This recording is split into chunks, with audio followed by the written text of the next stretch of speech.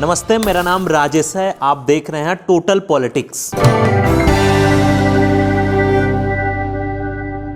बचपन में हम सब ने एक कहानी पढ़ी थी। एक व्यक्ति के पास मुर्गी थी जो हर दिन एक सोने का अंडा देती थी। मालिक उसे बाजार में बेचकर रोज पैसा कमाता। कुछ समय बाद उसके मन में लालच आ गया और वह एक साथ बहुत सारे सोने के अंडे पाने के लिए मुर्गी को काट दिया। इस कहानी से बच्चों को सीख दी गई कि लालच बुरी बला है। अब इस कहानी का वर्तमान स्वरूप देखिए।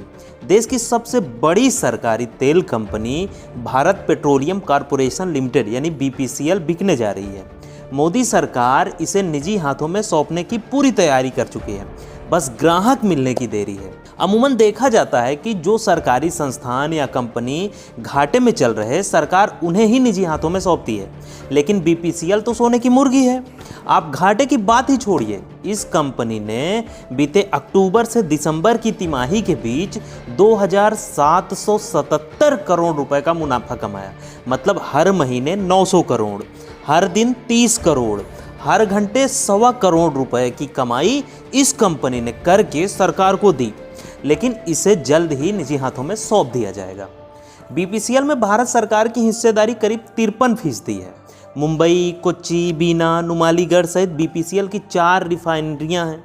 पूरे देश में 15,078 पेट्रोल पंप और 6,004 एलपीजी वितरक हैं।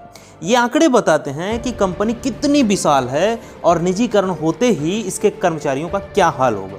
किसान आंदोलन को देखते हुए एक बड़ा सवाल ये भी आता है कि आखिर विपक्षी दल इसका विरोध क्यों नहीं कर रहे हैं। तो दोस्तों, इसके पीछे की एक बड़ी रोचक वजह है।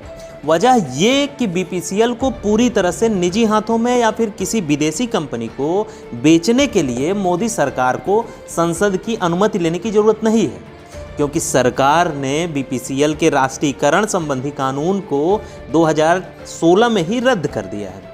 बीपीसीएल देश की बड़े मुनाफे वाली सरकारी कंपनी है जो हर साल 1 लाख करोड़ रुपए टैक्स के रूप में देती है।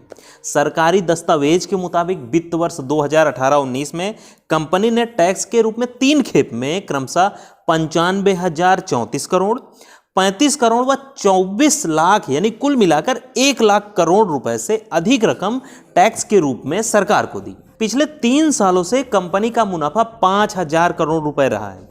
केंद्रीय वित्त राज्य मंत्री अनुराग ठाकुर ने पिछले साल संसद में बोलते हुए कहा था कि 28 सरकारी कंपनियों की स्ट्रेटेजिक सेल से भारत सरकार को 65,000 करोड़ रुपए राजस्व के रूप में मिलेंगे। हैरानी की बात यह है कि सिर्फ बीपीसीएल ही सरकार को 1 लाख करोड़ रुपए टैक्स के रूप में देती है। अनुराग ठाकुर ने पिछले साल लोकसभा में लिखित में जवाब दिया था कि सरकार हानि और लाभ के आधार पर विनिवेश यानी निजीकरण का फैसला नहीं करती, बल्कि उन सार्वजनिक क्षेत्रों के उपक्रमों में विनिवेश का फैसला करती है जो उनकी प्राथमिकता वाले क्षेत्र में नहीं आते हैं। विकास का लाभ जपने वाली इस सरकार से कौन पूछे कि भारत जैसे देश में क्या पेट्रोलियम और दवाएं प्राथमिकता के क्षेत्र में नहीं आती। आखिर सवाल भी पूछे कौन, क्या पता सवाल पूछने के लिए केस दर्ज हो जाए, देशद्रोही का ठप्पा लगेगा वो अलग। खैर, बीपीसीएल के देश भर में 15,000 से अधिक पेट्रोल पंप हैं। लाखों की संख्या में कर्मचारी हैं। उन्हीं कर्मचारियों ने कंपनी के रणनीतिक विनिवेश का विरोध किया है। उनके मुताबिक कंपनियों को कौड़ियों के दाम पर बेचा जा रहा है।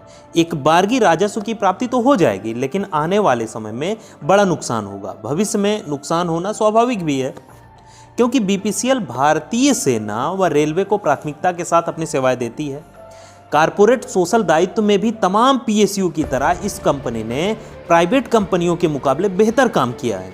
कंपनी के टर्नओवर को 3.35 लाख करोड़ के ऊपर पहुंचाया है। कोरोना काल को छोड़ दें तो कंपनी ने पिछले 5 साल में 17,000 करोड़ से ज़्यादा का लाभ भुगतान किया है। सवाल है कि बीपीसीएल को खरीदेगा कौन? वही मोदी जी के मित्र राहुल गांधी तो सदन में भी बोल चुके हैं कि ये सरकार हम दो हमारे दो के आधार पर चल रही है। मुद्दे पे आते हैं। कंपनी को खरीदने के लिए कई विदेशी कंपनियां हैं, जैसे रूस की रोसनेट, संयुक्त अरब अमीरात की एडनॉक कंपनी, वहीं अदानी, अंबानी, एस्सार, वेदांता भी इसे खरीद सकते हैं। हालांकि कई कंपनियां इस कारण पीछे हट रही हैं क्योंकि उन्हें लगता है कि आने वाले वक्त में लोग इलेक्ट्रॉनिक की तरफ मुड़ेंगे। ध्यान रहे, बीपीसीएल के पास 9 सब्सिडियरी कंपनी हैं। इन सभी कंपनियों के 100% शेयर बीपीसीएल के पास हैं। कंपनी के निजी हाथों में जाते ही ये कंपनियां भी बिक जाएंगी, यानी बड़ी मात्रा में लोगों से रोजगार छिन जाएगा। इस समय लगातार नौकरियां जा रही हैं, रोजगार के नए अवसर पैदा करने की जरूरत है। उस वक्त बड़ी मात्रा में लोगों के सामने रोजगार का संकट खड़ा किया जा रहा है। दोस्तों, कंपनी के निजी हाथों में जाने से सिर्फ कंपनी का मालिकाना हक ही सरकार से नहीं जाएगा, बल्कि बीपीसीएल के पास जो जमीनें और रिफाइनरीज हैं वह भी औने पौने दामों पर सरकार अपने किसी पसंदीदा कारपोरेट के हवाले कर देगी। देश नहीं बिकने दूंगा की बात करने वाले खुलेआम देश की संपदाओं को बेच रहे हैं। जय श्री राम, वंदे मातरम और भारत माता की जय के जरिए यही लोग देशभक्ति का सर्टिफिकेट बांट रहे हैं। आर्थिक रूप से कमजोर हो चुके भारत को एक ऐसी सरकार की जरूरत थी जो सरकारी संस्थानों को मजबूत करे, लेकिन यहां तो उसे सही करने के बजाय खत्म किया जा रहा है। आज के लिए बस इतना ही। ये वीडियो फेसबुक पर देख रहे हैं तो हमारा पेज लाइक करें, यूट्यूब पर देख रहे हैं तो हमारा चैनल सब्सक्राइब करें। मिलते हैं फिर से किसी नए मुद्दे के साथ। धन्यवाद।